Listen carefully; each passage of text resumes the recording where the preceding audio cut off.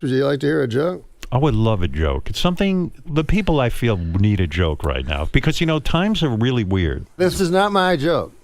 You didn't write this? No, sir. It's just what they call a street joke. Good. But my dad would always tell this joke. It was about a little boy called Dirty Johnny, and he'd be in class. You ever heard Dirty Johnny? The Dirty Johnny jokes, yes. Heard the whole series. In this in this joke, he's not dirty.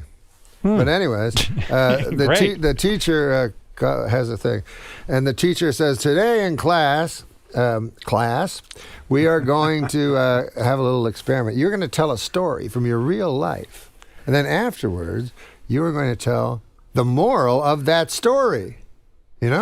So Sheila puts up her hand, and the teacher says, Sheila, what's your story? So Sheila says, well, my dad works at the hatchery, and he took some eggs, and he put them all in a basket. All the eggs he put in one basket. And then he put them in the horse and buggy, and off we went to town, and the earth was uneven, and the eggs broke. And the teacher goes, well, that's an all right story, but I can't understand what the moral would be to that story.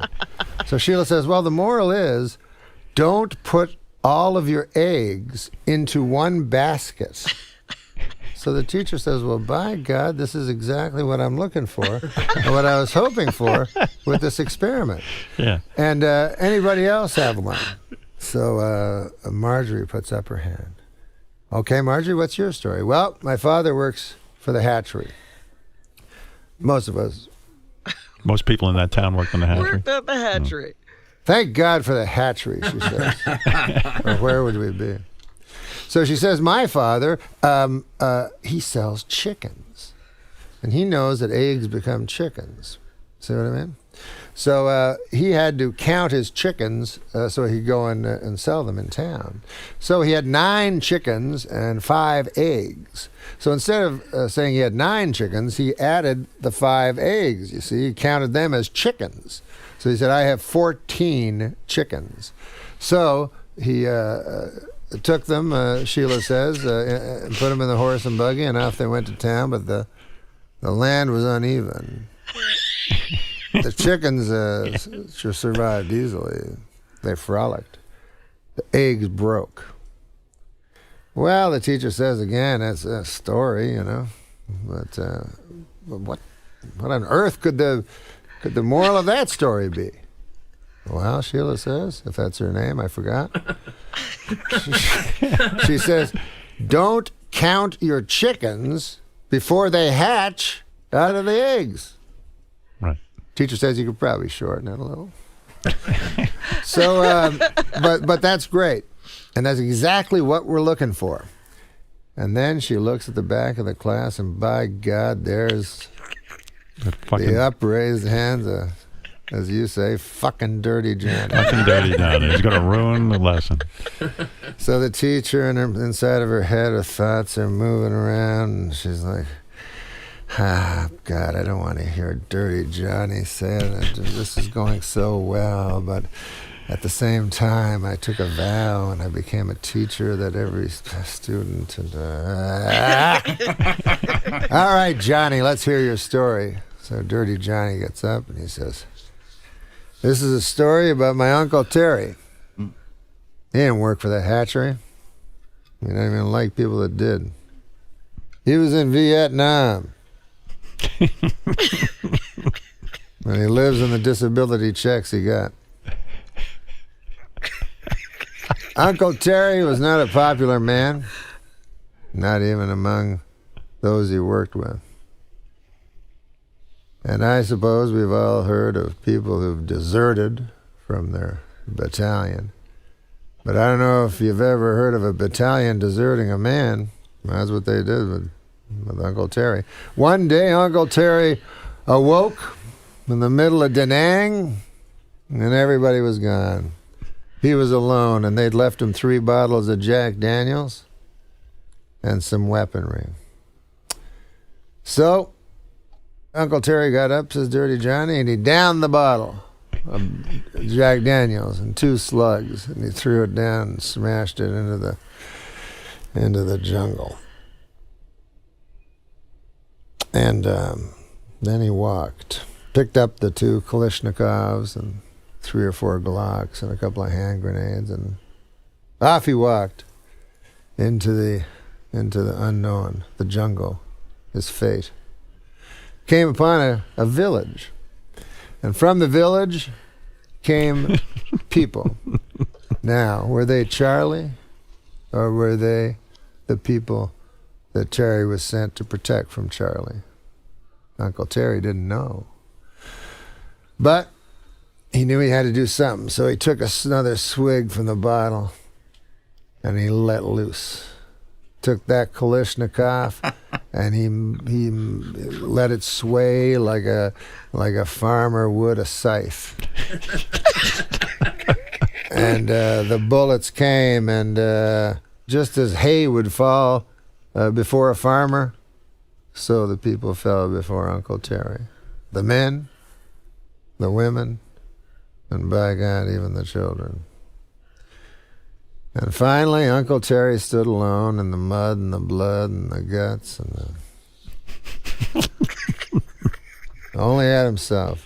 He took a long swig, and his hand brushed against his pants, and he felt wetness, and then he felt shame because he realized he had urinated himself in fear. And then, upon closer inspection, he realized it was not urine. It's ejaculate. And his shame was replaced by pride. And that teacher goes, holy fucking shit, what the fuck?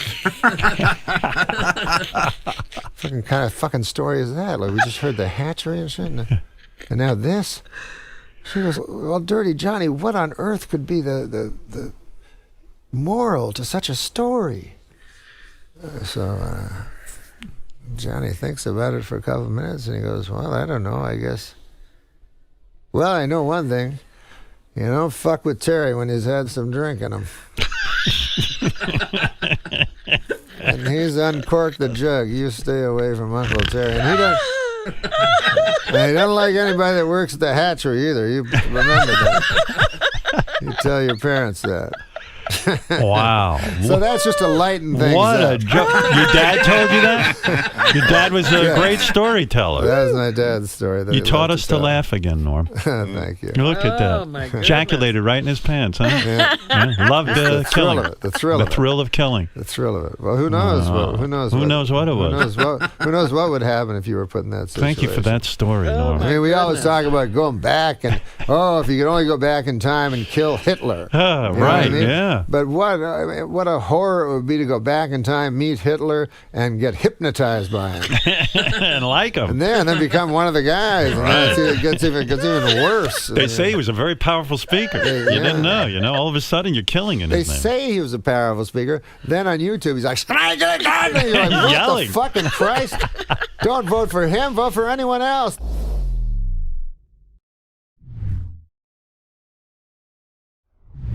I was thinking about my mother the other day because, with the Me Too movement and the Time's Up movement and all that, this is a move I've never seen. I've never been through a revolution like this. It's very exciting, to see women get what they've always deserved in the first place,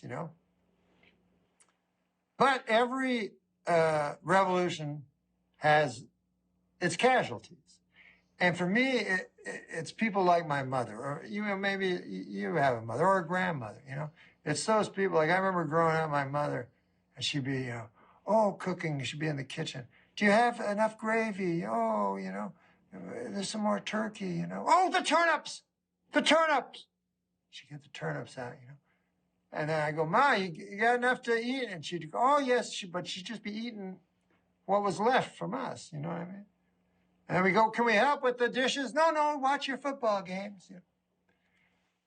I love my mother, She lives right beside me here. She's great.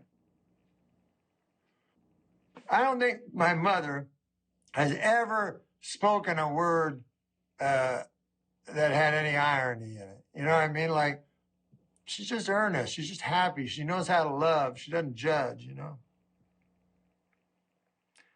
And I don't think, like she'll go sometimes to the grocery store and come back. The other day she did this.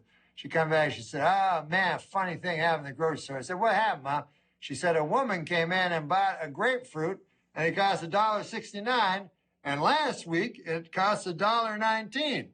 And then I said, "Well, that's not a story, let alone a funny story. I don't even think that would be considered a story." But anyways, my point is that I would trade my, I don't know what my point is, really. Oh, yeah, I know. I don't want to suck her tits. That's what my point was. Maybe that makes me shallow. I don't know. Stay safe, folks. I love you. I would drop the mic, but I paid for it.